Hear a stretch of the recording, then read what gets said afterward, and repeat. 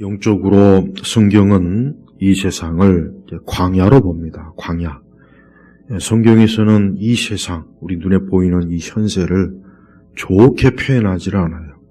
아무리 아름답고 멋있고 좋은 것들이 많아도 하나님께서 이 세상을 좋다 그러시진 않아요.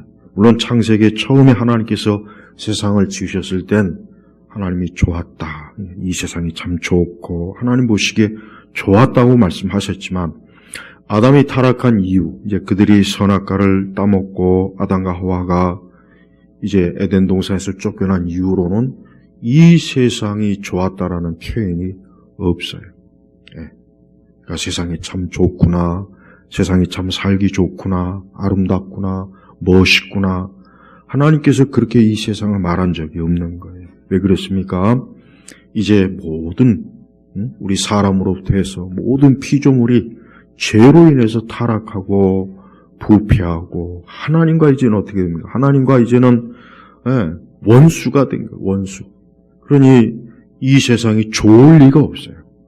우리 눈에 보이는 이 세상, 지금 우리 눈에 보이는 세상도 똑같습니다. 좋은 건물이 지어지고 도로가 잘 닦이고 아름다운 관광지가 있고 사람들이 살기 편한 모든 어떤 문명에 이런 것들이 있다 해도 성경은 그걸 좋다 하질 않아요. 그걸 참 좋다 그렇지 않습니다. 하나님께서는 특별히 우리 그리스도인들은 천국 하나님 나라를 사모하도록 하나님께서 늘 어때요?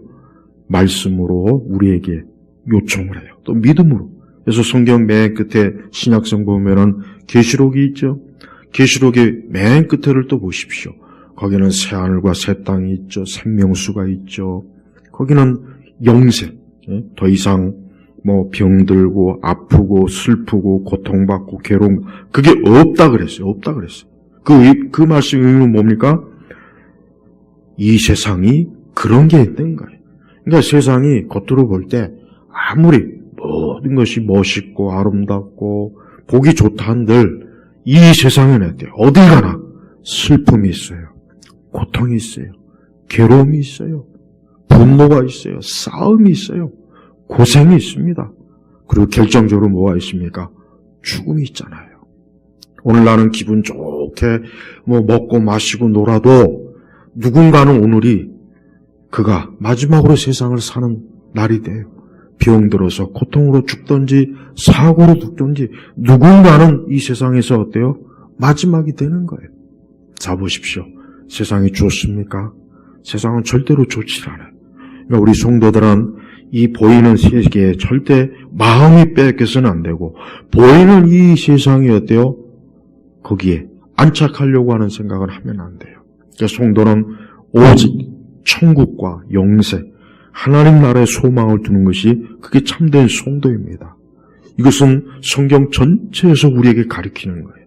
구약 성경도 그렇고 신약 성경도 그렇고 성경 전체가 하나님께서는 하나님의 자녀들, 하나님의 백성들, 우리 그리스도인들은 이 다음에 하나님 앞에서 영원한 영생을 누리는 것을 하나님께서 늘 거기에 초점을 주도록 우리를 인도하시고 이끌어요. 그래서 성도는 자신의 삶의 모든 하루하루가 천국으로 가는 길이에요. 그래서 좋은 번연한 철로역정, 천국으로 가는 길이에요. 그러니까 성도는 매일 삶이 뭐예요? 천국으로 가는 길로 지금 가는 거예요. 하지만 하나님 믿지 않는 불신자들은 지금 뭐로 갑니까? 그들은 어디로 갑니까? 그들은 멸망의 길로 가고 있는 거예요. 그들이 지금 여기에서, 이 현세에서 아무리 좋은 삶, 멋있는 삶, 기쁜 삶, 그들이 대단한 업적을 세우고 놀란 말할 일을 하고 엄청난 권력을 갖고 많은 세상의 모든 것들을 다 성취한다고 해도 실제적으로 그들의 목적지는 어디입니까? 멸망이에요. 멸망으로 가는 거예요.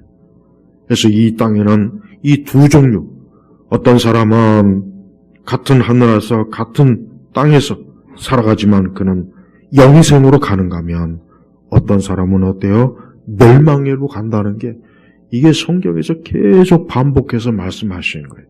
그래서 예수님이 이 땅에 오셨을 때 예수님은 하늘에 그 하늘의 생명과 하나님의 뜻을 전하기 위해서 이 땅에 오셨지, 이 세상을 뭐 더 개혁하고 개선하고 세상이 잘 되고 그런 걸 예수님 말씀하지는 않았어요. 그러니까 예수님의 말씀은 철저하게 어때요? 이 광야에 살고 있는 사람들이 하나님의 나라 천국으로 영생으로 오게 하는 그 일을 예수님이 하신 거예요. 예수님은 그게 목적이었어요. 그러니까 예수님은 어떤 정치적인, 어떤 경제적인, 뭐 세상 사회, 사업, 문화, 예술, 아니에요. 예수님은 그런 거 관심 없습니다. 그게 예수님이 할 일이 아니었고, 그건 아무 의미가 없어요. 그러니까 성도들도 내가 이 땅에서 하루하루 살아갈 때, 우리 각자 우리에게 주어진 인생을 살 때, 우리의 최종 목적지는 천국이다 하는 것을 알고 살아야 됩니다. 지금 내가 하는 모든 일도 다 중단해야 돼요. 내 모든 일도 결국은 다 멈춥니다. 결국은 누구 앞에 갑니까? 하나님 나라에 가는 거예요. 그래서 성도는 이걸 정말 잊지 말아야 됩니다. 오늘 우리 시대 성도들은 이런 하나님의 나라, 천국, 영생, 여기에 별로 그렇게 크게 마음을 두지 않는 것 같아요. 여기에 크게 그렇게 기대하기보단, 물론 뭐 그걸 생각 안 하는 건 아니지만 더 큰 관심과 더 큰 목적은 여기에 있어요. 이 땅에 있어요. 그건 분명합니다. 저는 아주 이걸 자신 있게 얘기할 수 있어요. 왜? 많은 성도들이 하나님 나라를 바라본다면 과연 그렇게 살 수 있을까요? 그렇게 하나님께 말씀이나 기도에 소홀할 수 있을까요? 저들의 마음속에 영적인 부유함이나 그런 것에 대해서 기뻐하고 감사하지 않는 것, 그럴 일이 있겠습니까? 그럴 수가 없어요. 그래서 여러분, 우리는 어떤 일이 있어도 나는 지금 천국으로 간다. 나는 이 장망성, 장차 망할, 멸망할, 결국 장차 파멸로 멸망할 이 세상과 이 세대가 아니라 하나님 나라로 간다 하는 믿음을 가지고 살아야 돼요. 근데 이 마귀의 항상 이 마귀가 얼마나 탁월한지 몰라요. 하여튼 마귀의 이 지혜는 우리가 감히 따라갈 수가 없어요. 우리가 말씀이 아니면 진짜 정말 다 속죠. 누구나 속지 않을 수가 없어요. 근데 이 마귀는요, 사람들에게 너희가 영원히 살 수 있는 세계를 너에게 주겠다 해가지고 지금 그 세계를 만들고 있어요. 그 세계가 어떤 세계입니까? 이게 메타버스예요. 이건 틀림이 없습니다. 너가 이제 거기에서 영생을 드리고 거기에서 기쁘고 거기서 이제 살도록 이 세상을 그렇게 만들 거예요. 만들고 있어요. 지금 그런 과정으로 가고 있어요. 그러니까 사람들은 지금 어때요? 사람들은 눈에 보이는 이 세상, 이제 이것보단 이제 또 하나 만들어진 그런 가상의 세계에서 자기 인생의 의미를 찾고 거기에서 일하고 먹고 마시고 돈을 벌고 생활을 하고 교육을 받고 이제 그런 세상이 되는 거예요. 그럴 때 과연 종교는 어떤 의미가 있겠습니까? 종교는 없어지지 않습니다. 여러분, 어떤 시대가 와도 종교는 없어지질 않아요. 그러나 한 가지, 종교의 의미가 이제 바뀌어버리죠. 지금도 많이 바뀌어요. 저는 기독교가 이럴 때일수록 이 세상, 우리가 눈으로 보는 이 세상도 하물며 그런데 인간이 만든 그런 가상세계가 과연 우리에게 정말 소망을 줄 수 있겠는가? 그거 깊이 생각해야 됩니다. 왜 그런지 아십니까? 앞으로의 세대는 이제 거기에 소망을 둘 거예요. 거기에 이제 모든 자식의 인생의 의무를 둘 거예요. 틀림이 없습니다. 틀림이 없습니다. 그럴 때 우리 기독교가 과연 천국을 명확하게 선포할 수 있는지, 영원한 실체, 정말 영원한 실체, 진정한 실체가 되는 그 하나님 나라를 정말 증거할 수 있는지, 이거는 정말 교회가 이건 생명을 걸고 전해야 될 이 복음이요, 복음. 그래서 사람들, 우리는 지금도 그렇잖아요. 제가 아까도 선언해서 그랬죠. 사람들로 하여금 보이는 지금의 이 세계가 전부이라고 생각하지 말고 영원한 하나님 나라 천국을 향해서 눈을 돌려라. 이게 복음이에요. 이게 예수님이 하신 일이거든요. 근데 마귀는 이제 한 단계 더 깊이 들어가서 사람들을 또 하나의 가상 형식으로 완전히 거기에 들어가게 해서 두 개의 세계를 이제는 살도록. 그러니 그 시대 사람들에게 하나님의 나라가 있다, 천국이 있다, 영생이 있다 얘기했을 때 지금보다 훨씬 더 사람들은 어때요? 아마 듣기 싫어할 거예요. 관심도 없을 거예요. 자, 보십시오. 마귀는 항상 인간에게, 사람들에게 진짜 우리 사람들이 영원히, 정말 영원히 영생할 수 있는 실체의 세계를 언제나 마귀는 늘 회방했어요. 그러니까 우리가 역사적으로도 많은 그 정치적인 혁명이 가만히 따지고 들어가면 마귀가 야, 천국과 지옥도 필요 없고 무슨 낙원이 필요 없다. 우리가 만들자. 우리가 세상을 만들자. 우리가 유토피아를 만들고 우리가 좋은 세상 만들자. 우리가 지상 낙원 만들면 된다. 그 메시지예요, 결국. 가만히 보면 그래. 그러니까 뭐든지 마귀는 하나님의 실체도 부정하지만 하나님이 진짜 만들어 온 세상도 부정하게 해서 사람들로 하여금 그 나라를 바라보지도 못하고 관심도 갖지 말고 거기에 쳐다보지도 말도록 이게 마귀가 하는 일입니다. 우리 성도들이 앞으로 세상을 살면서 분명히 우리의 믿음이 조롱받을 겁니다. 우리의 말씀이, 하나님의 말씀이 더 조롱을 받을 겁니다. 우리가 믿고 있는 영생과 이 천국의 소망을 비웃을 겁니다. 그건 이미 우리가 만들었다. 그건 이미 우리가 만들어 놓은 거야. 이젠 천국이고 영생이고 그런 걸 바라보지 말고 우리가 만들어온 이 완전한 세계에 뿌리를 내려라. 아마 틀림없이 그럴 겁니다. 그러나 여러분, 그런 마귀의 거짓말에 속지 마십시오. 절대 그런 마귀의 거짓말에 속지 마세요. 지금 이 세상을 살아가는 수많은 사람들이 마귀가 한 그 거짓말에 속아 넘어가요. 마귀의 거짓말에 속아 넘어가요. 그러나 결국은 마지막 때 자기의 죽음의 때가 왔을 때는 이제 실체가 서서히 깨달아지는 거예요. 아하, 하나님 앞에 가는구나. 그동안 내가 평생토록 여기가 전부이고 여기에 내 친구가 있고 가족이 있고 여기에 내 모든 것이 있다고 여겼는데 나를 이 사망에서, 이 사망의 늪에서, 이 죽음의 늪에서 나를 건지지 못하는구나 하고 깨달을 겁니다. 얼마나 고통스럽겠어요. 하지만 우리 성도들은 아니에요. 우리 성도들은 예수님이 주신 생명을 가지고 있어요. 소망이 있어요.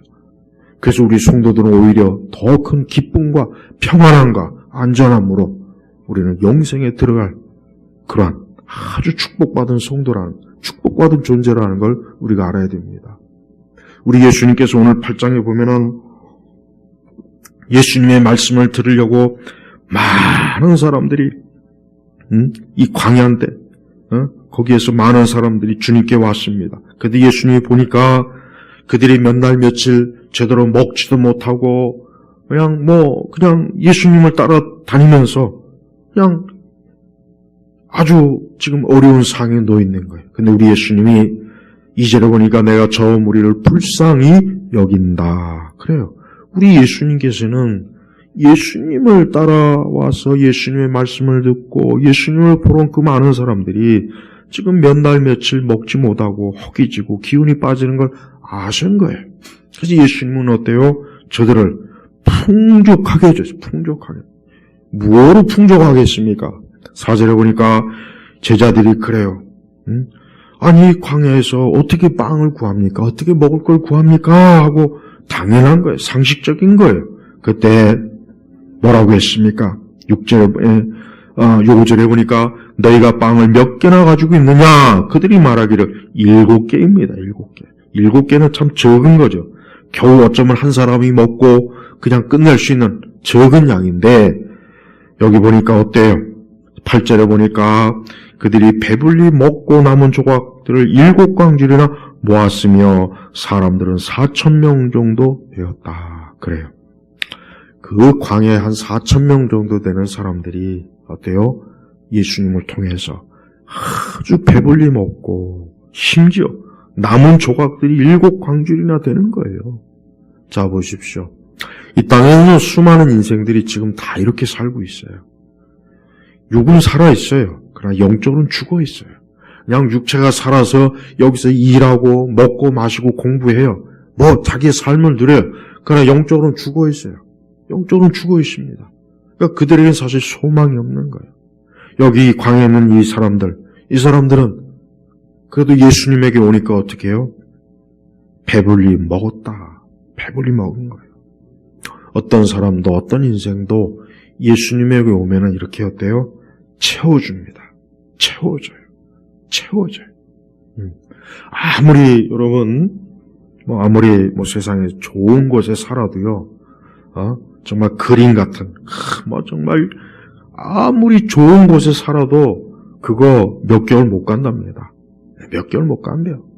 예를 들면 스위스, 좋은 환경, 아주 그냥 우리가 사진으로 영상으로 봐도 지상 천국 같잖아요. 그러나 거기 있는 사람도 막상 몇 개월 지나면은 별 의미가 없대요. 공허하고, 뭔가 모르게 마음이 허하고. 정말 그래요. 예. 그렇게 돈 많은 부자들이 그렇게 그냥 엄청난 집, 화려한 집과 모든 시설이 다 있는데, 그래도 거기 있다 보면 공허한 거예요. 허한 거예요. 그러니까 마약을 하고, 매일매일 파티를 하고, 하지만 그거 하고 나서도 또 공허한 거예요. 왜 그렇습니까? 굶주리는 거예요. 굶주리는 거라고. 그래서 사람들은 지금도 열심히 살고, 열심히 인생을 살아요. 그러나 계속 굶주려요. 누구에게 와야 됩니까? 예수님에게 와야 돼요. 예수님에게 오지 않는 이상은 다 죽는 거예요. 여기 이 사람들이 만약에 예수님께서 이 먹을 걸 풍성하게 베풀어 주지 않았으면 이들 어떻게 됐습니까? 광야에서 기진맥진하겠죠. 거의 다 기진맥진하고 심지어 죽는 사람도 있을 것이요. 그러니까 우리 예수님이 저들을 어떻게 여기십니까? 불쌍히 여겨요. 궁일이 여기는 거예요. 예수님은 지금도 이 세상에 있는 많은 사람들, 수많은 인생들을 불쌍히 여겨요. 궁일이 여겨요. 열심히 돈을 벌고 직장 생활하고 자기 딴에 어떤 인생을 잘 살으려고 애를 쓰지만 예수님 하나님 보실 때는 그냥 굶주려 있는 거예요. 빈사 상태에 있는 거예요. 그렇습니다. 교회와 우리 기독교 복음은 뭡니까? 이 땅에 있는 이 광야라고 하는 영적으로 광야에 있는 많은 사람들에게 복음으로 배불리 먹이는 거예요. 사람은 그래야 되는 거예요. 그렇지 않으면 사람들은 다 그냥 이 광에서 다 죽는 겁니다. 소망이 없어요. 우리 주님께서 여기 있는 많은 사람들에게 우리 주님의 능력이 얼마나 풍성하면 겨우 빵 7개 가지고 4,000명을 먹고 남은 조각들을 7강줄이나 모았다. 이게 바로 우리 주님의 풍성하심이에요. 주님의 풍성하심이에요. 그래서 어떤 사람도 하나님을 믿고 하나님의 아들 예수 그리스도를 믿으며 그분과 함께하는 한 절대 하나님께서 그를 빈손으로 놔두지 않습니다. 그의 마음과 생각과 그의 삶을 어때요? 채워준다고요. 지금도 물론 이 땅에 많은 사람들이 있지만 남들보다 훨씬 더 좋은 조건, 그러니까 돈도 많고 그 삶도 화려하고 정말 부족한 것이 없는 그런 사람들일지라도 그러나 그 사람들의 마음속에는 어때요? 공허함이 많습니다. 공허합니다. 텅 비어 있어요. 그렇게 파티를 해도 외롭고 자기 혼자 있고 그렇게 친구가 많아도 역시 혼자예요. 그러니까 인간은 그래. 인간은 이렇게 하나님이 아니면은 사람은 아무리 많은 거를 그 주변에다 갖다 놓고 소유해도 여전히 공허한 겁니다. 이게 인생이에요. 이게 인생이란 말이에요. 우리는 하나님께서 우리 주님은 창조주시에요. 사람이 그 창조주를 등을 돌리고 사는 이상은 어떤 거로 뭘 해도 안 되는 거예요. 그래서 얼마나 많은 사람들이 정신적으로 힘들어하고 마음이 힘들어요. 우리가 육체가 힘든 것도 참 고통이지만요. 이 정신과 마음이 힘든 것도 보통 심각한 게 아니에요. 그래서 많은 우울증 환자들이 자살해 죽고 자기 마음이 파탄나고 얼마나 많은 인생들이 어때요. 갈 바를 알지 못하고 그냥 주저앉아서 그냥 죽는 날만 기다리는 사람들이 부지기수입니다. 그들에게 무엇을 줘야 되겠습니까? 그리스도, 우리 예수님이 외에는 그들에게 필요한 게 없어요. 예수님이 있어야 돼요. 예수님이야말로 그들에게 있어야 그의 인생들이 어떻습니까? 온전히 세워주는 거예요. 많은 사람들이 혼자 있을 때 결국은 자기의 모든 정체, 속이 드러나는 거예요. 혼자 있을 때 자기의 속이 다 드러나는 거예요. 공허하고 허무하고 허전하고 외롭고 고통스럽고 다 왜 그렇습니까? 하나님의 아들 그리스도가 없이 계속 혼자 가니까 그런 거예요. 우리는 그러한 인생들을 행복하다고 여길 수는 없어요. 많은 심리학자들이나 많은 사람들이 인간의 행복에 대해서 얘기하고 오만 주제 얘기하지만 그거는 아무짝에도 쓸모없는 거예요. 우리 예수님은 왜 이들에게 빵을 주셨습니까? 왜 먹을 걸 줬습니까? 이들에게 필요한 거기 때문에. 이들에게 필요한 거니까 이걸 준 거예요. 다른 어떤 누구도 주질 못해요. 왕도 그 어떤 사람도 이 많은 무리를 어때요? 먹이고 입히지 못하잖아요. 예수님만 하지 않습니까? 지금도 마찬가지입니다. 예수님만이 우리의 사람들, 우리의 인생들을 챙겨줄 수가 있어요.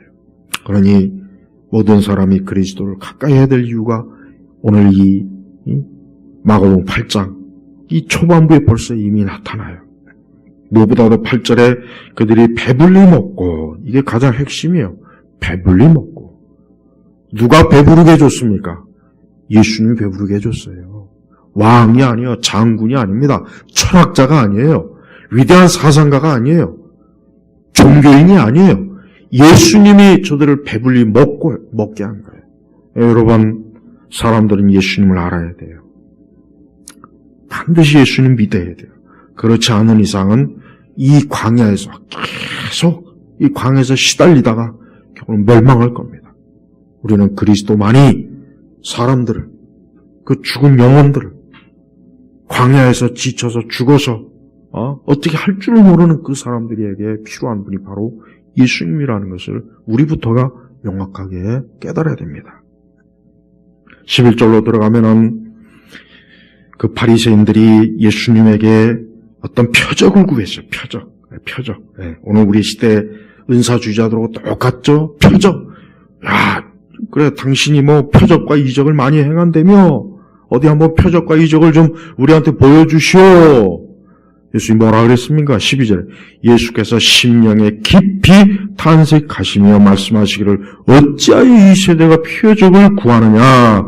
내가 진정으로 너에게 말하니 이 세대에게는 표적을 주지 않을 것이다. 이건 표적을 구한다는 것 자체가 그건 뭡니까? 하나님의 아들을 무시하는 거예요. 하나님을 신뢰하지 않는 거예요. 하나님을 전혀 인정하지 않는 거예요.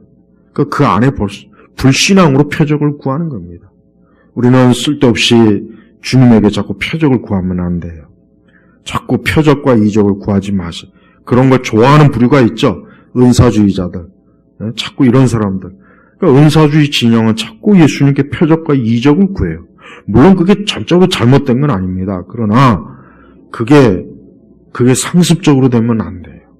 더군다나 이 사람들은, 이 바리새인들은 예수님과 논쟁이죠. 그래서 그분을 시험하려고. 네가 진짜 하나님의 아들인지 아닌지 메시아인지 아닌지 한번 어디 좀 표적 좀 보여봐라. 어때요? 그 중심이 굉장히 불량하고 불신앙, 악한 거예요. 하나님은 우리에게 얼마든지 무엇이든지 해줄 수 있지만 이렇게 불신앙과 악한 마음으로 어떤 하나님의 능력을 구하는 걸 아주 하나님께서는 그걸 굉장히 하나님께서 아주 악으로, 죄악으로 본다는 걸 알아야 돼요. 그래서 여러분, 우리가 어떤 불필요한 표적이나 이적을 자꾸 구하지 말고 우리는 우리 주님 자체를 구하고 우리에게 계시하신 말씀을 통해서 주님과 교류하고 그 말씀 안에서 기도하면서 성령 안에서 깨닫고 성령의 감동으로 우리가 주님과 교제하는 겁니다. 자꾸 표적과, 여러분 보십시오. 이 표적과 이적을 주로 그걸 중요시 여기는 그러한 신앙이 보면은 다 나중에는 어떻게 보면은 말씀을 떠나요. 교리를 떠나요. 잘못된 신앙으로 다 떨어져 버려요. 왜? 그런 표적과 이적으로 하나님을 쫓아가고 하나님을 의지하려니 그게 정상적이겠습니까? 거기에 마귀 얼마나 많은 역사와 미혹이 거기 있겠어 한번 생각을 해봐요. 그러니까 다 흩어져 버려요. 무너져 버리는 거예요. 우리 주님은 그래서 굉장히 탄식했어요. 그들이 어리석다는 거예요. 미련하다는 거예요. 겨우 표적이나 이적이나 구하려고 얼마나 주님 오실 때는 저들이 어때요? 한심해 보인 겁니다. 우리 역시 마찬가지예요. 우리에게 주어진 말씀 또 기도를 통해서 성령 안에서 하나님과 교제하는 것으로 충분합니다. 하나님이 필요하시면 이적이든 표적이든 그건 하나님께서 주시는 거예요. 그게 지금도 있어요. 그걸 부정하면 안 됩니다. 그러나 표적과 이적을 중심으로 우리의 믿음이 세워지면 보이지 않는 하나님을 믿음으로 어떻게 쫓아가겠다는 거예요. 그렇지 않겠습니까? 어떤 일이더라도 믿음, 우리 주님은 믿는 걸 기뻐하시죠. 믿는 걸 기뻐하시죠. 보이는 것을 믿는 게 뭐가 어렵겠습니까? 그러나 주님은 보지 않고 믿는 자들이 뭐라 했습니까? 복되다 했어요. 복되다. 그러니까 여러분, 혹시라도 나는 표적과 이적도 잘 경험해 채워본 적이 없는데 내가 혹시 믿음이 없는 거 아닐까? 그런 생각하지 말고 살아계신 하나님을 말씀으로 성령의 감화 감동으로 믿으면서 믿음 생활하면 그 이상 더 좋은 게 없어요. 우리가 기도할 때 하나님은 다 알아서 해주시니까 걱정할 게 없어요. 자, 그 다음에 14절로 넘어가면은 이 바리새인들이 항상 문제였습니다. 그래서 그 14절 이후로 그러면 이제 제자들에 대해서 또 얘기가 나와요. 자, 15절에 보면은 예수께서 경고에 말씀하시기를 주의하여라. 바리새인들의 누룩과 헤롯의 누룩을 조심하여라. 근데 제자들이 이 말을 잘 이해를 못했습니다. 이걸 그냥 문자적으로만 이해한 거예요. 그러니까 예수님 말씀하신 누룩이나 이것은 영적인 거예요. 영적인 거예요. 바리새인들의 율법주의와 그 헤롯이 하나님을 대항하는 것 등 이러한 것들을 얘기한 건데 저들은 이거 혹시 빵 때문에 우리 예수님이 저런 말씀하시는가 하고 막 그렇게 이제 제자들끼리 의논하니까 예수님 뭐라 그랬습니까? 17절에 왜 너희는 빵이 없다고 의논하느냐? 너희가 아직도 이해하지 못하고 깨닫지 못하느냐? 너희 마음이 굳어졌느냐? 그러니까 예수님은 이 제자들이 예수님의 말씀을 영적으로 이해하지 않고 자꾸 육적으로 이해하니까 그들이 깨닫지 못한다고 지금 책망을 하는 거예요. 그러면서 예수님 뭐라 합니까? 벌써 그 이전에 5,000명도 먹이고 또 그 이전에 4,000명도 먹이고 아니 그 적은 것으로 그 많은 사람을 먹였는데 아니 지금 빵이 부족해서 내가 이 말을 했겠느냐. 그게 아니죠. 아니죠. 그래서 21절에 아직도 깨닫지 못하느냐. 제자들은 그래요. 우리가 복음서를 보면은 제자들이 좀 많이 예수님의 기대에 못 미치는 것들이 많이 있어요. 사실 끝까지 못 미쳤죠. 예수님이 참 십자가에서 죽으시는 날까지 못 미쳤죠. 그렇지만 우리 주님은 제자들을 버리지 않고 끝까지 자기 사람들을 사랑하시고 돌보셨어요. 그렇지만 우리 주님이 오늘 말씀하신 것처럼 깨닫지 못하느냐. 그래서 바리새인들의 이 율법주의 또 헤롯이 하나님을 대적하는 것 등 이러한 누룩을 조심하여라. 그래서 그런 경고를 준 건데 저들은 그냥 빵이 없어서 예수님이 이런 말씀하시는가 그런 착각을 한 거죠. 그렇지 않죠.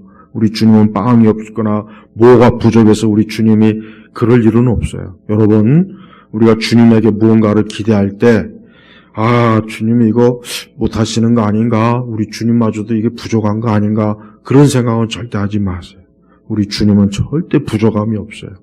그거 꼭 여러분 이거 중요합니다. 왜냐하면 우리가 불신앙에 왜 많이 빠집니까? 하나님도 이거는 어려울 거야. 우리 주님도 이건 부족해서 힘들 거야. 이건 안 될 거야. 자꾸 그렇게 생각해요. 그게 불신앙이거든요.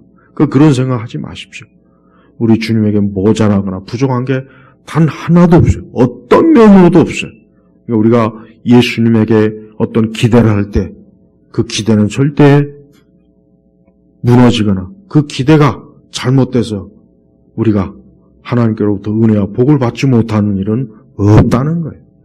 그것 대신에 우리가 진짜 중요해야 될 것은 뭐냐? 17절에 너희 마음이 굳어졌느냐? 이 마음이 굳어졌다는 것은 믿음이 약해졌다. 믿음이 자라지 못한다.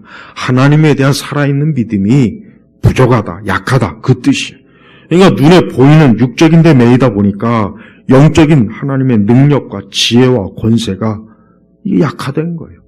그러니까 예수님은 풍성하게 예수님의 능력과 기적이 얼마든지 역사하는데 그걸 못 믿고 마음이 굳어지니까 뭔가 이게 부족한가? 뭔가 이게 안 되는가? 자꾸 그런 생각을 해요. 절대 우리 성도들은 그런 생각하지 말고 하나님이 지금도 살아계시고 우리를 돌보시고 하나님은 부족함이 없어요. 그러니까 우리가 하나님을 아무리 신뢰하고 믿어도 절대 과한 게 아니에요. 더 믿고 더 신뢰하고 더 의지해서 마음이 굳어지지 않게 해야 돼요. 22절로 넘어가면 우리 주님이 놀라운 일을 행하셨어요. 어떠한 일이냐?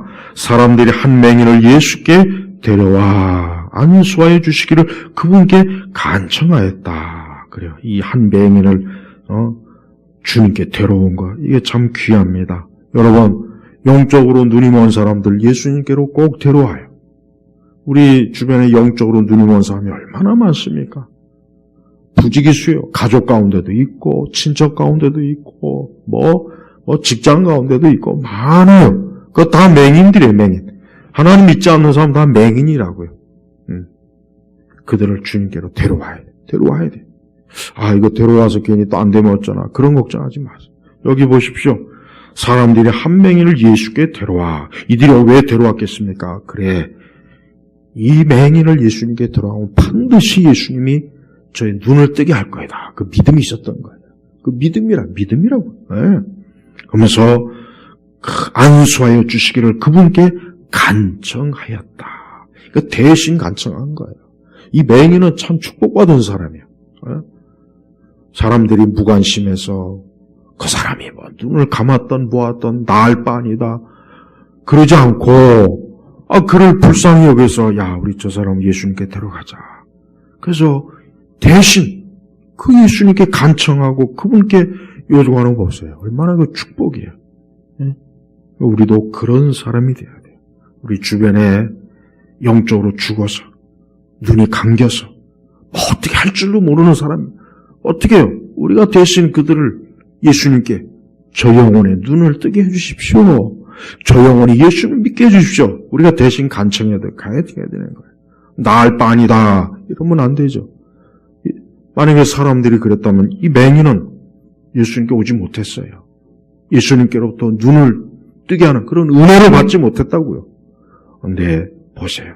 사람들이 이 사람들이 누군지 모르지만 참 하나님의 축복받은 사람들이에요. 근데 정말 예수님이 그 맹인의 손을 붙잡고 네가 뭘 원하느냐 물어요. 네가 뭘 원하느냐? 우리 주님께서 이렇게 뭘 원하느냐, 무엇을 보느냐, 안수하시면서 내가 무엇을 보느냐 했어요. 근데 이번에 이 예수님의 이적을 보면 한 가지 좀 특징이 있습니다. 여러분 예수님의 이적과 기적이 거의 대부분 보면은 아주 즉각이야, 그냥 즉각이야.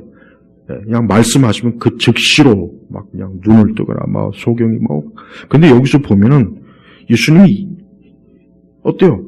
여러 차례 내가 무엇을 보느냐? 그가 쳐다보며 말하기를 사람들을 봅니다. 나무 같으니 걸어다니고 봅니다. 예수께서 다시 그의 두 눈에 안수하시니. 여러분 이게 왜 그렇겠습니까? 이것은 예수님께서 능력이 부족해갖고 여러 차례 안수한 것이 아니라 예수님이 일부러 그런 거예요. 그의 눈을 뜨게 할 때 예수님께서 어때요? 서서히 뜨게 해주신 거예요. 이것도 우리가 알아야 됩니다.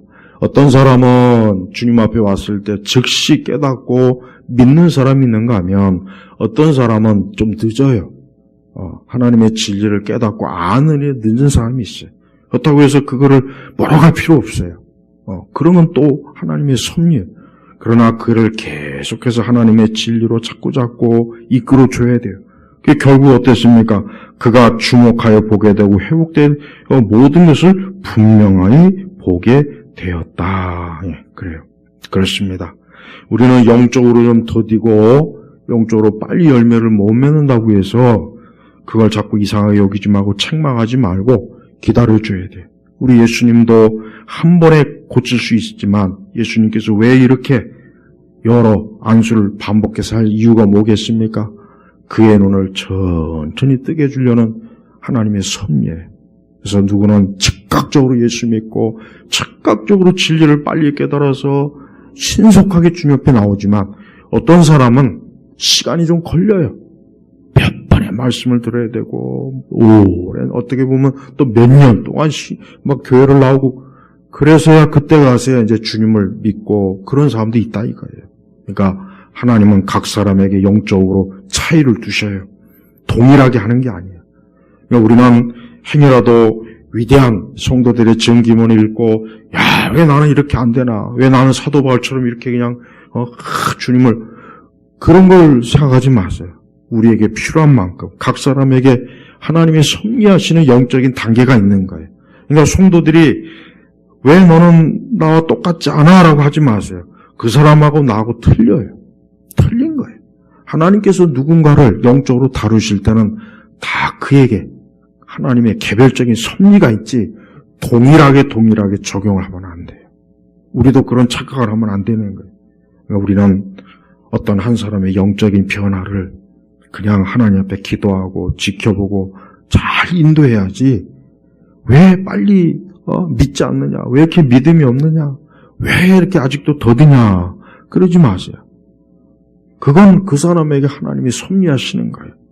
여기 있는 이 사람도 23절에 보니까 그의 두 눈에 침을 뱉으시고 그에게 안수하시며 내가 무엇을 보느냐 하고 물으시니 그가 쳐다보며 말하기를 사람들이 봅니다. 근데 보기는 보는데 나무 같은 것들이 걸어다녀요. 이 사람은 아예 처음 태어날 때부터 이게 눈을 뜨지 못한 사람인 거예요. 그러니까 이게 사람이 아마 자기가 만져본 나무라 생각했던 것 같아요. 나무가 걸어다니겠습니까? 아니죠. 시간이 가면서 서서히 나무가 걸어다니는 것이 아니라 사람이 걸어다니는 걸 볼 수 있는 거예요. 우리 성도들도 영적으로 눈에 뜨여지는 과정이 각자 다릅니다. 각자 다르니까 좀 다르면 다른 걸로 이해해야지 왜 이렇게 영적으로 느리냐, 왜 빨리 좀 깨달아라, 빨리 좀 믿음 생활 잘해라 이러지 마세요. 보채지 마시라고. 그에게 만나 하나님의 섭리가 있는 거예요. 자, 이제 27절로 베드로의 신앙 고백이 좀 들어갑니다. 성경에서 굉장히 위대한 신앙의 고백입니다. 예수님께서 자기를 뭐라고 하는지 아마 제자들을 통해서 여론조사를 했던 것 같아요. 그래서 이제 이런저런 대답이 나왔어요. 세례 요한이다, 엘리야다, 뭐다. 근데 베드로가 굉장히 위대한 고백을 했습니다. 29절에 뭐라 했습니까? 주님은 그리스도이십니다. 그리스도이십니다. 베드로의 고백은 참 위대해요. 예수님께서 베드로를 첫째 제자로 항상 데리고 다니신 이유도 어쩌면 베드로가 위대한 신앙 고백을 했던 것이 그게 원인이 아닌가 싶기도 해요. 자, 주님은 그리스도이십니다. 하나님께 기름 부음 받은 자입니다. 하나님의 아들입니다. 메시아입니다. 여러분, 세례 요한도 위대하고 엘리야도 위대하지만 그들은 사람이에요.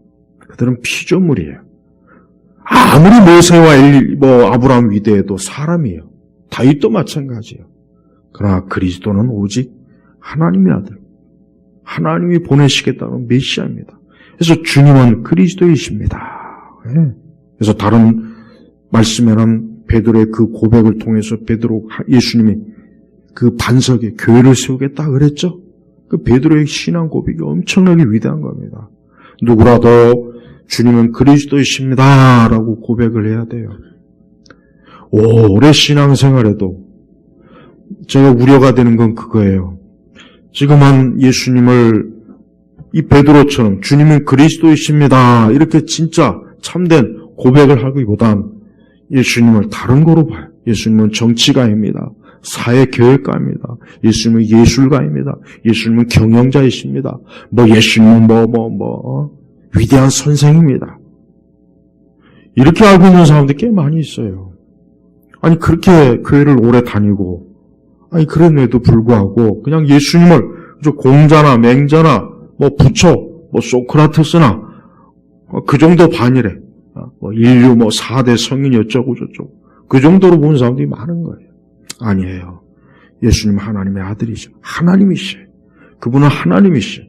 그건 우리를 지으신 분이에요. 우리에게 생명을 주시는 분이에요. 우리를 죄와 사망에서 건지신 분입니다. 우리를 영생으로 이끌어 주신 분이에요. 그 그리스도의 의미가 거기에 다 들어가 있는 거예요. 그러니까 베드로는 예수님을 제대로 본 겁니다. 아마도 그 당시에 예수님에 대해서 많은 말들이 있겠죠. 야, 저 사람은 세례 요한 같아, 엘리야 같아, 모세 같아, 그런데 진짜 예수님이 실천은 뭐예요? 그리스도예요.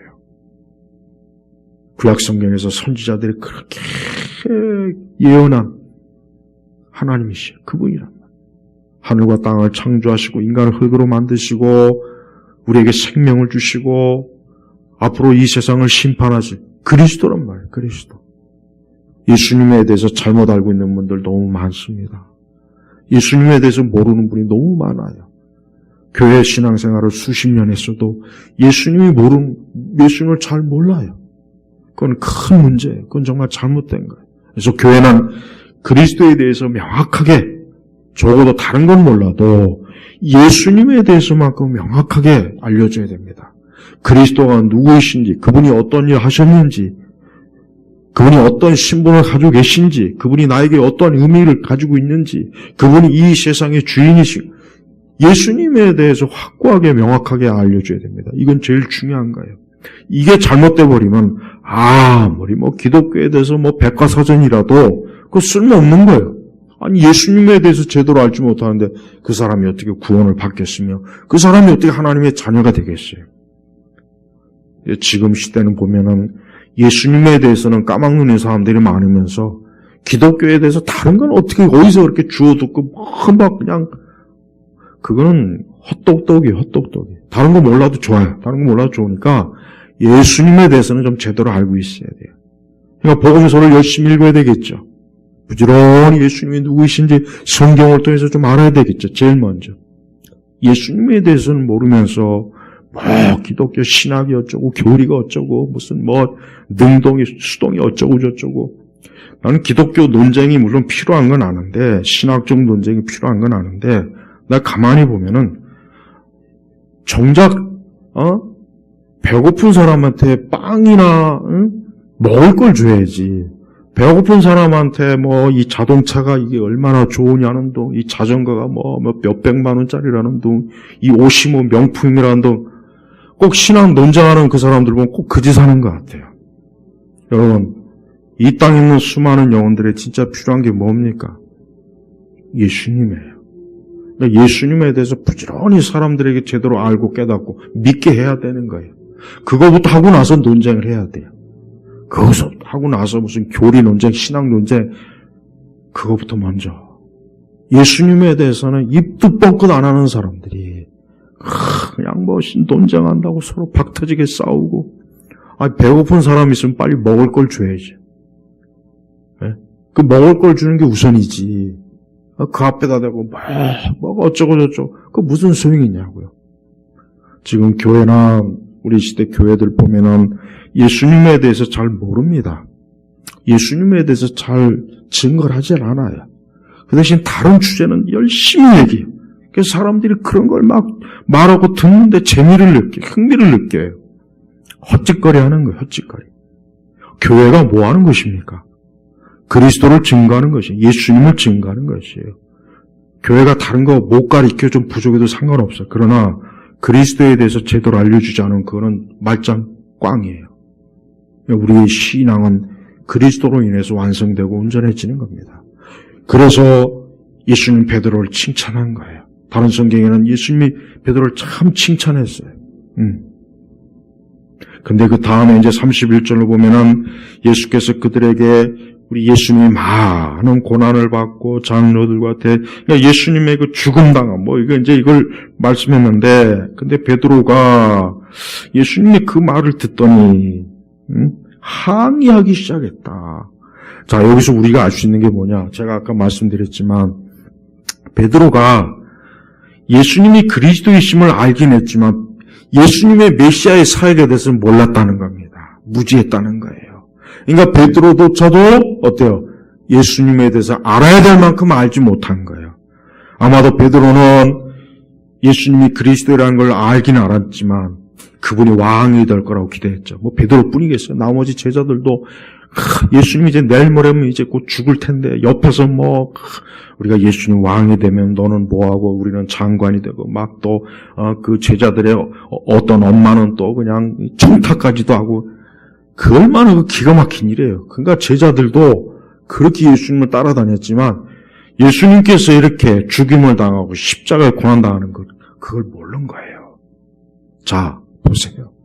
예수님을 3년 동안 따라다녔는데도 예수님의 본질을 몰랐다면 우리는 어떻겠어요? 한번 생각해 보란 말이에요.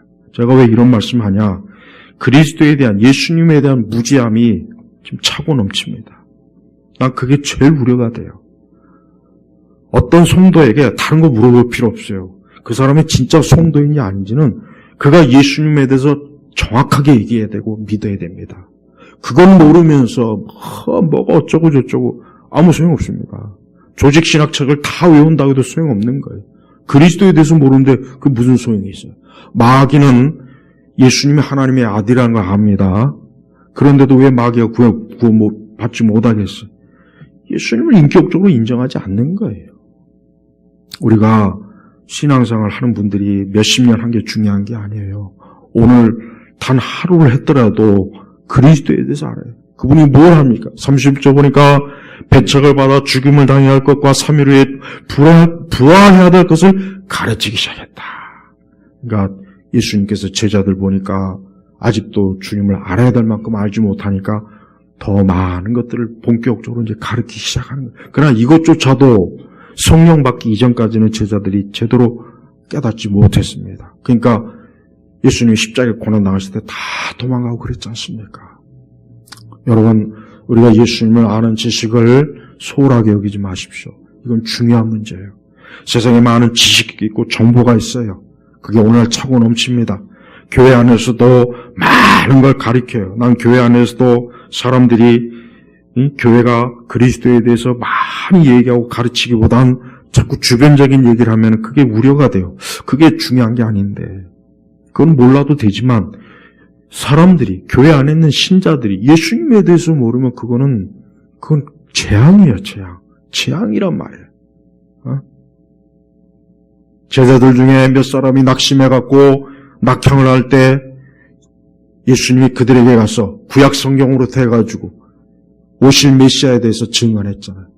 그러니까 제자들이 그 얘기를 듣더니 아하, 이거였구나 하고 다시 예루살렘으로 다시 갔지 않습니까? 그 엠마오로 가던 제자들이 다시 갔잖아요. 봐요.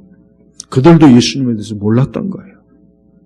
지금 이 시대는 그리스도를 아는 지식이 완전히 바닥이 나서 바닥. 이 목회자들도 그리스도를 아는 지식을 성도들에게 풍성하게 줘야 되는데 그거보다는 그냥 맨날 성도들 위로하고 쓸데없는 일, 무슨 헛된 거로 바람을 심어줘요. 거기에 또 몰려요, 사람들. 그걸 막, 대단한 거예요. 진짜 대단한 건 그리스도에 대한 지식이 대단한 거예요. 예수님에 대해서 풍성하게, 많이, 정확하게. 이게 부지런히 있어야 돼요. 그거 하지 않으면서 다른 거 백날 천하에 소용이 없습니다. 모든 성경은 다 예수님을 증거하는 거예요. 모든 이 신구약 66권 전체는 다 하나님의 아들 그리스도에 대해서 증언하는 거라고요. 그러니까 그걸 풍성히 증거해야 돼요. 저는 성경에 대해서 많은 의미도 둘 수 있고 거기서 많은 걸 적용할 수도 있어요. 성경에서 많은 인생 처세서 배울 게 많아요. 그러나 그건 중요한 게 아니에요. 예수님에 대해서 알아야 돼요. 예수님의 죽으심, 부활, 그분의 고난, 그분의 십자가 이걸 알아야 된다고. 이거를 아주 뼛속 깊이 알아야 돼요. 성도는 이걸 모르면서 무슨 제자훈련이다, 뭐다, 영성, 그거 왜 하는지 모르겠습니다. 그거 왜 하나요? 그거 왜 쓸데없이 그런 거예요? 그리스도를 아는 지식이 없으면 그건 말짱 꽝이에요. 신학 박사 아니라 신학 박사 할아버지라도 그리스도에 대해서 알지 못한 그 사람은 말짱 꽝이라고요. 많은 목회자들이 모든 성경 전체 66권에서 예수님을 증거할 생각은 안 하고 거기에서 자기가 생각하는 좋은 의미를 뽑아줘요. 물론 좋긴 해요. 듣기는 좋은데 솔직히 별 쓸모는 없어요. 내 영혼에 쓸모가 없다는 거예요. 죽어가는 사람에겐 그 죽어가는 사람을 살리는 게 필요한 거지 그 사람에게 좋은 옷을 입히고 좋은 음식을 먹어봐야 소용없는 거나 똑같단 거예요. 여기 우리 앞으로 목회할 우리 목회 후생들도 다른 얘기 많이 할 생각하지 말고 예수님에 대해서 많이 얘기해야 돼요. 그래야 됩니다. 그래야 영혼에게 유익된 거예요. 똑똑하고 유식하고 많은 지식을 내려고 하지 마요. 그거 소용없어요. 그리스도에 대해서 풍성하게 증거하는 거에 비하면 그거는 진짜 그냥 뻥튀기 하나밖에 안 돼. 오징어 땅콩밖에 안 되는 수준이에요. 우리 주님이 스스로가 어때요? 그 모든 걸 가르치잖아요. 제자들에게 너무 중요한 거, 이제 곧 있으면 곧 이제 이 일이 벌어질 거니까 이걸 더 확실하게 가르쳐야 돼. 우리 주님도 그랬어요. 근데 베드로가 그걸 가지고 막 항의하니까 33절에 사단아 내 뒤로 물러가라. 이는 내가 하나님의 일을 생각하지 않고 사람의 일을 생각하기 때문이다. 이게 문제입니다. 우리가 참 주의할 게 뭡니까? 하나님의 일을 항상 생각해야 돼. 하나님의 일. 베드로는 예수님을 아끼고 사랑하고 보호한다는 생각을 했던 거예요. 근데 오히려 뭡니까? 사단아 내 뒤로 물러가라. 어떻게 보면 굉장히 예수님께서 무서운 책망과 무서운 말씀하셨는데 예수님 뭐예요? 예수님께서 하신 십자가의 구원 사역에 회방되는 말을 한 거예요. 그걸 생각하지 않고 인간적으로 사람의 일. 그러니까 예수님 볼 때는 이건 하나님 앞에서 굉장히 진짜 예수님께서 십자가의 사역 안 하면은 어떻게 돼요? 우리의 구원, 베드로의 구원은 다 날아가는 거예요. 마귀는 살아서 그냥 기세등등할 테고 세상이 어떻게 되겠습니까? 이 세상의 빛 대신 예수님이 십자가에서 죽으시고 부활하지면 어떻게 되겠어요? 바로 그거란 말이에요. 그러니까 베드로는 그런 건 생각 못하고 예수님이 죽어요. 안 되는데 주님 그렇게 하지 마십시오. 그래서 예수님이 사단아 내 뒤로 물러가라. 로마 천주교가 초대 교황을 베드로라 그랬죠. 사단아 내 뒤로 물러가라. 천주교인들 만나면 꼭 그 얘기 해줘요. 너희들 보니까 베드로를 초대 교황이라고 하는데 예수님이 그를 사단아라고 했는데 그건 어떻게 생각하냐고. 아마 할 말이 없을 거예요. 무슨 베드로가 초대 교황입니까? 그 말 같지도 않은 것이냐. 무슨 260, 지금 몇째 265번째인가 뭔가. 그 말 같지 않은 그 전통 미신을 믿고 있으니까 천주교가 저 모양 저꼴인 거야, 아주. 제발 천주교인들 좀 깨달아요. 그 성당에서 거짓말하는 사제 수녀들 말 듣지 말고, 그 교황만 듣지 말고, 좀 성경을 좀 두는 똑바로 뜨고 좀 보란 말이에요. 초대 교황이라고 하는 베드로를 사단아. 얼마나 이게 큰 책망입니까? 우리는 뭐든지 교회 생활이든 신앙생활이든 우리는 항상 하나님의 일을 먼저 생각해야 돼요. 이걸 사람의 일이라고 생각하면 우리가 지금 신앙생활하고 이게 사람의 일이 아니에요. 이건 하나님의 일입니다. 그래서 이게 그래서 귀한 거예요. 그토록 36절에 보면은 사람이 온 세상을 얻고도 자기 목숨을 잃으면 무엇이 유익하겠느냐 그렇습니다. 저는 이 말씀이 모든 사람에게 해당해요. 온 세상을 얻으려고 공부 열심히 하고 온 세상 얻으려고 직장 열심히 다니고 온 세상 얻으려고 아파트 사려고 하고 은행 대출 받고 비트코인도 하고 온 세상 얻으려고 지금도 불철주야로 뛰는데 자기 목숨을 잃으면 무엇이 유익하겠느냐? 사람이 자기 목숨의 대가로 무엇을 주겠느냐? 이게 핵심입니다. 저는 모든 사람들이 좀 이 말씀을 좀 들었으면 좋겠어요. 봤으면 좋겠어요. 여러분들의 목숨의 값을 무엇으로 대체할 수 있겠냐 이거예요. 여러분들의 목숨의 값을 무엇으로 대체할 수 있겠냐? 무엇으로? 없어요. 아무도 없는 거예요. 우리는 우리의 목숨이 귀중하다는 걸 압니다. 그러나 이 목숨을 지켜줄 분이 누구입니까? 예수님이에요. 바로 이겁니다. 비트코인도 아니고 주식도 아니고 돈도 아니고 회사도 아니고 백신도 아니고 지식도 아니고 종교인도 아니고 주님밖에 없어요. 거기서 주님의 끝으로 누구든지 음란하고 제약된 세대에서 나와 내 말을 부끄러워하면 지금 시대죠? 지금 시대예요. 인자가 아버지의 영광 가운데 거룩한 천사들과 함께 올 때 그 사람을 부끄럽게 여길 것이다. 우리 주님을 부끄럽게 여긴다는 말은 뭐겠습니까? 그리스도를 인정하지 않는 거예요. 주님을 인정하지 않는, 믿지 않는 걸 얘기하는 겁니다. 부끄러우니까 당연히 인정하지 않는 거죠. 근데 그 결과가 뭐라고요? 인자가 예수님이 아버지의 영광 가운데 거룩한 천사들과 함께 올 때 그 사람을 부끄럽게 여길 것이다. 우리가 설령 예수님 때문에 이 땅에서 부끄러움 수치당해도 괜찮습니다. 우리가 주님 오실 때 부끄러움 당하지 않는 게 중요한 것이지, 지금 우리가 이 세대 영합하고 세상이 좋아하는 거 따라가고 우리 주님을 멀리하고 우리 주님과 등지고 그런 사람은 주님이 오실 때 큰 부끄러운 수치를 당하는 거예요. 이게 진짜 이게 없어야죠. 절대 우리 성도들은 믿음 생활, 신앙 생활을 부끄럽게 여기지 마세요. 지금 사실 우리 시대 분위기 보십시오. 교회 다닌다고, 특히 우리나라 보세요. 반기독교 정서가 굉장히 심해요. 그러니까 교회 다닌다고 하면은, 넌 아직도 교회 다니냐? 야, 아직도 너 이상한 지금도 너 하나님 그 이스라엘 삼국지 읽고 있느냐? 에? 야, 너 교회 다니냐? 야, 너 이렇게 바보냐, 사람이? 아직도 가서 목사들이랑 이상한 말 같지도 않은 설교 듣고 있느냐? 비웃습니다. 다 비웃어요, 다 비웃어요. 예. 지금 우리 시대 그래요. 지금 교회 다닌다고 하면 누가 그 사람을 종사로 보겠습니까? 뭔가 좀 이상하. 지들끼리 쟤 좀 이렇게 된 것 같아. 쟤 교회 다니는데, 야, 쟤하고 가까이 하지 마.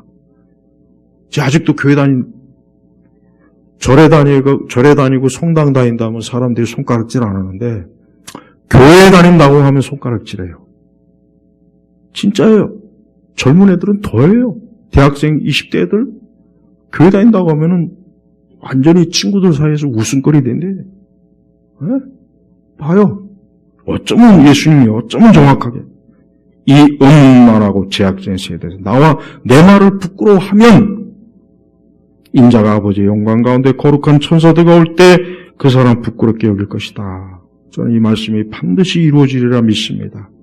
우리 성도님들 예수님을 부끄러워하지 마세요. 교회를 부끄러워하지 마세요. 신앙을 부끄러워하지 마세요. 성경을 부끄러워하지 마세요. 기도를 부끄러워하지 마세요. 예배를 부끄러워하지 마세요. 이것이야말로 사람에게 가장 존귀하고 영광스러운 거예요.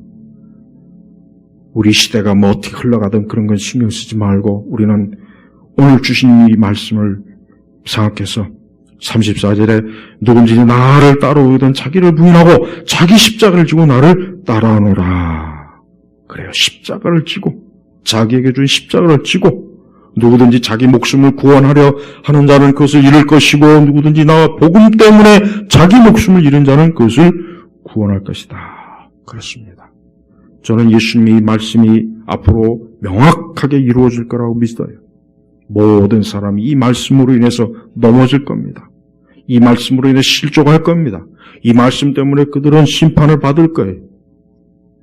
우리는 그때 부끄러움 당하지 않고 주 앞에서 복되고 영광스럽게 서는 것을 소망하며 오늘도 주님 안에서 믿음으로 살아가실 주의 이름으로 축복합니다.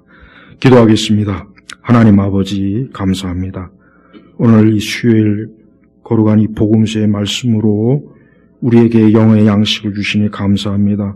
하나님 우리 온 교우들이 특별히 주님을 부끄러워하거나 또 자기 십자가를 지기 싫어서 세상으로 도망가거나 어리석은 그러한 길로 가지 않도록 더욱 주님께로 가까이 하고 주님을 사랑하는 우리 성도들이 되게 하옵소서. 예수님의 이름으로 기도합니다. 아멘.